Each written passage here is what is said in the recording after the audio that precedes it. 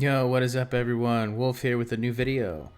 Today is not a build guide, it's something a little different. Today I'm going to be sharing with you guys my little trick for getting so many credits so quickly. Now I've seen a lot of other content creators talk about some of this stuff individually, but I have yet to see an entire guide all in one. So that's what I'm going to do for you guys today. This method requires no glitches, no mods, no exploits. Now, if you want the max benefit from this run, I'm talking best bang for your buck, here's what you'll need. Sneak 1, Master Lockpick, a lot of digipicks, and make sure that your gameplay is on very hard.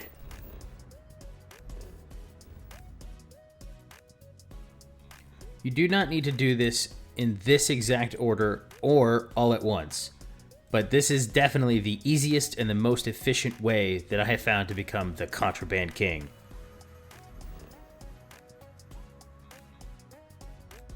To begin, head over to Volley. We're going to Neon. Jump to Neon Core and head left. We're looking for Ebside. From here, head down the hall and go left again. You're looking for Frankie's Grab and Go.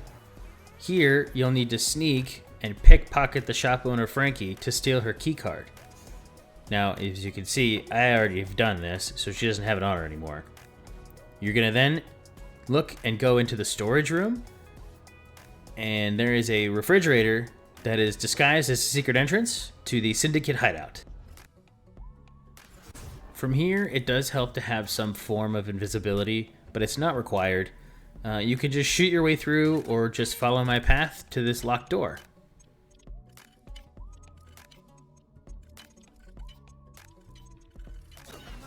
Once that door's open, this is our first cache of contraband. Grab it, and we'll head to the next location.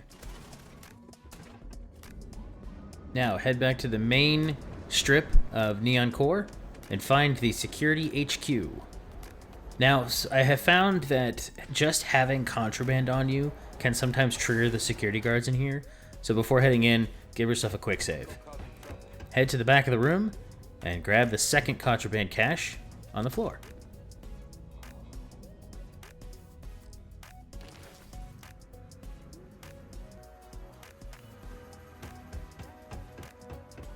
Now head back outside and find yourself the Trade Authority down the strip. Here we're going to dump the first round of loot. Now we could move on to the next location, but unless you're equipped with some great shielded cargo and some radar jammers, you'll get caught and ruin the entire run. Now luckily, I just made a ship that would be perfect for that. Card will be in the top right. All of these vendors are capped around 11,000 credits. What I like to do is restock on my digipicks, medical supplies, any materials, and ammo that I might need. Then, sell as much contraband as I can.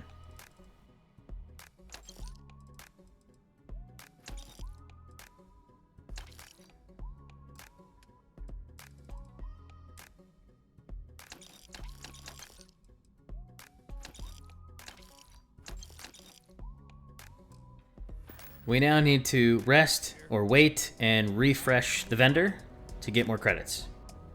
Okay, I know in the beginning I said that this run requires no glitches or exploits, but there is one that you can use to save you a little time.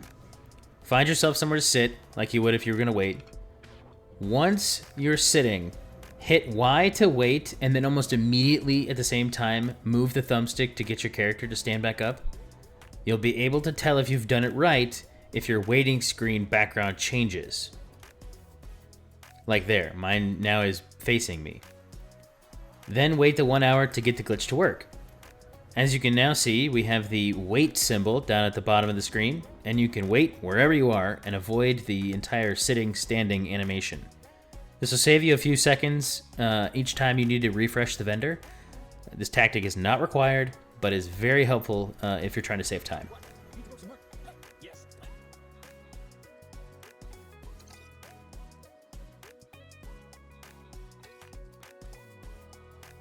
Now that we've refreshed the vendor, we're going to finish selling off the rest of the loot we just got and then head to the next location.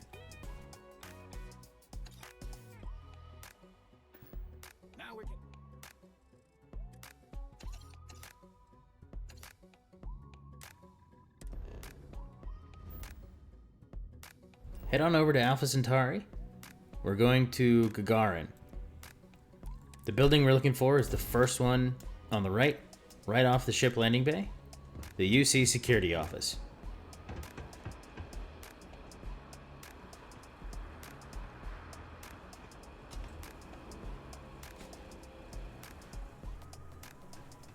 On the left is a shelf, and at the top is our next hit.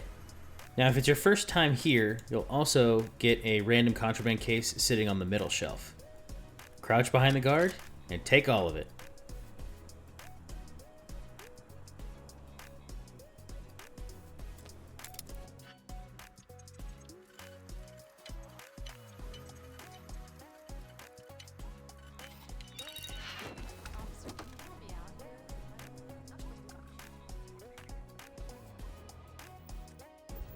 Next stop is right across the street to the abandoned Deimos armored transport.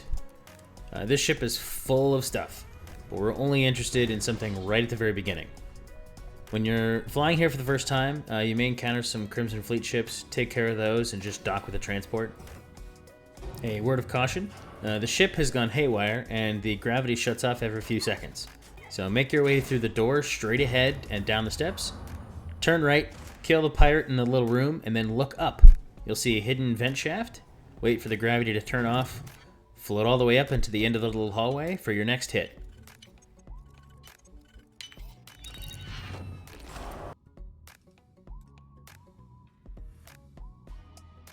From here, we are heading to the Olympus System, to the Almagist Casino. This area is also full of spacers, so you'll need to clear them out and take all their gear before heading to the jackpot. After the spacers have been dealt with, find the room with the gold roof.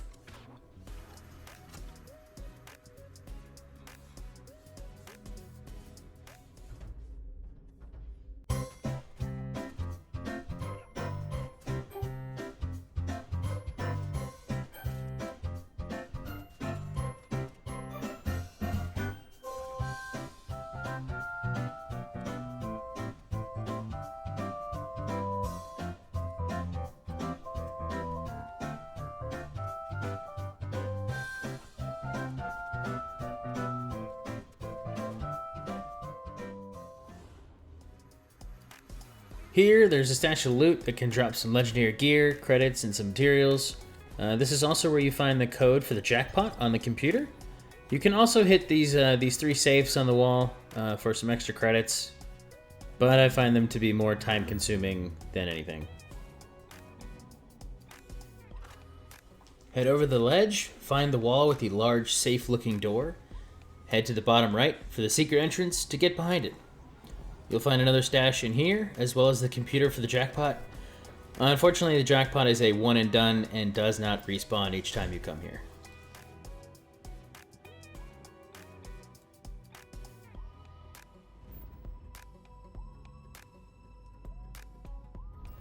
Next on our list is the Paradiso System.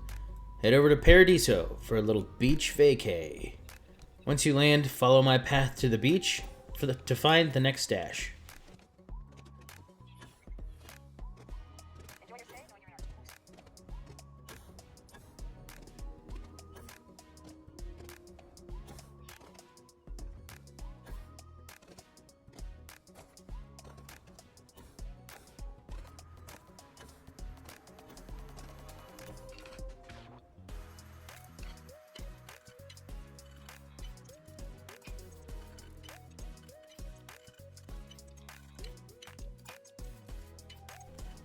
You can also hit this locker for a chance at some legendary gear and extra credits.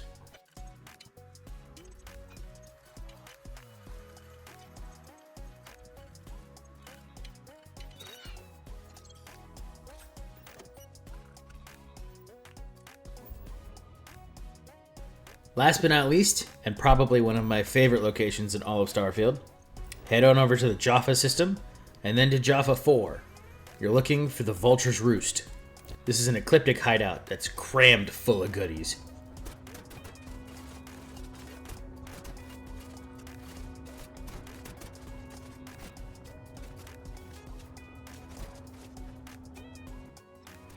Here is where you want to channel your inner Bethesda nerd and just pick up as much stuff as you can.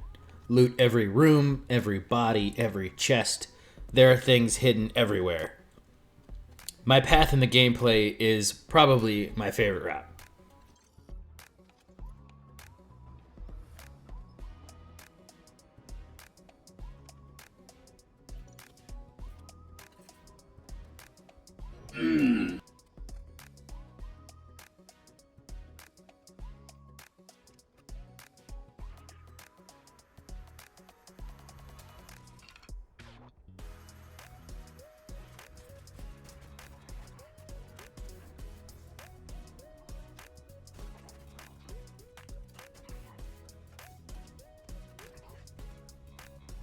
This back room has some cred sticks on the table that will always respawn.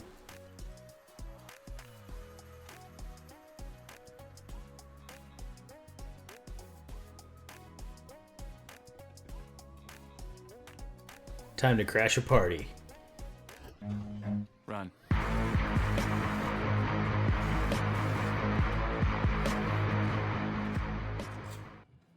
Wait a minute. Get your fat ass back here.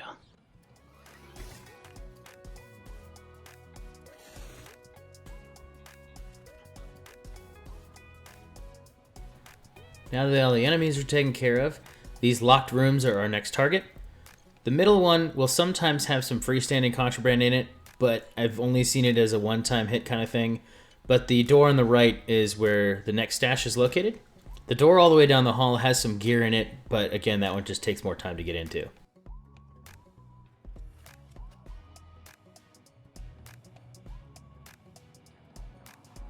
The real big stash is what's next. Find the locked door to the kitchen. Here we're looking for a small safe that has all of the room keys in it.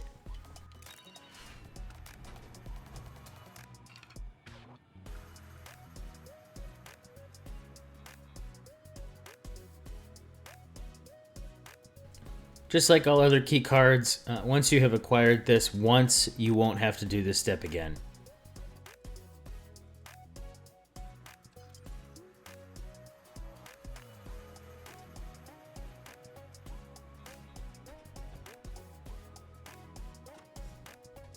Big rooms are room 1 with a weapons crate that can drop legendary gear and some cred sticks. Room 2 with an ammo crate, cred sticks, and our next contraband stash.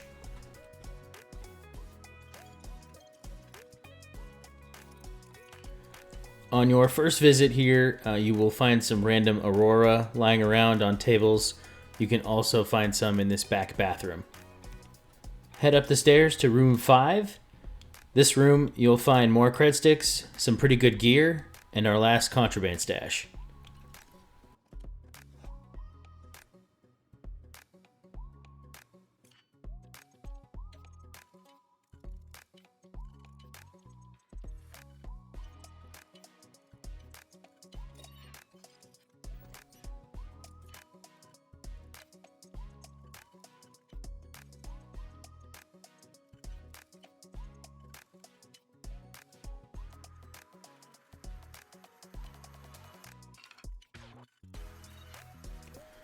From here, we're going to head back to the club area and down the hall leading to the back of the hideout.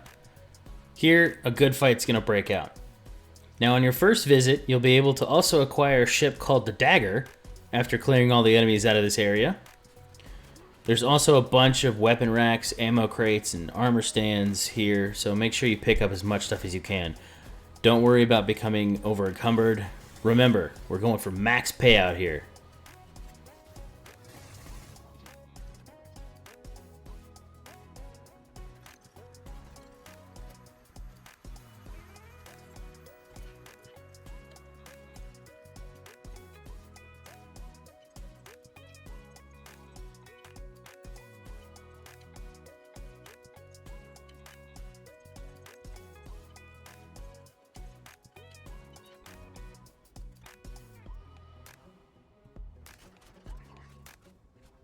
Be careful going into this next room. There's a lot of explosive tanks. Make sure to blow those up before the enemy blow you up.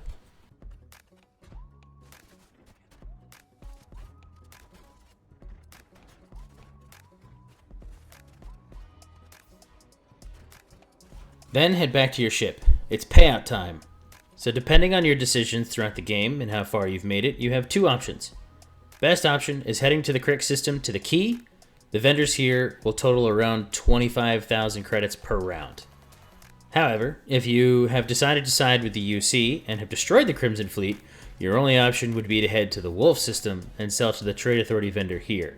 He totals around 11,000 credits per round. I decided to keep the key around on this playthrough, so I'm going to be selling here. Loop is dump as much off at each vendor as you can. Find a chair, wait the 48 hours, rinse and repeat. You can use that waiting glitch that I showed you earlier to save you a little bit of time, but again, it's not necessary. Here's a look at all the contraband I was able to collect in one run. I made about 180k off of it alone. Plus I had all the gear and extras I picked up along the way. Easy way to score yourself between 150 to 200k each run. But for today's video, that's all I got. If I missed any easy locations, please let me know in the comments below. But if you found this guide helpful and you're enjoying my content so far, do me a favor and subscribe to the channel. It would really help me out. But that's all for me for now. Wolf, out!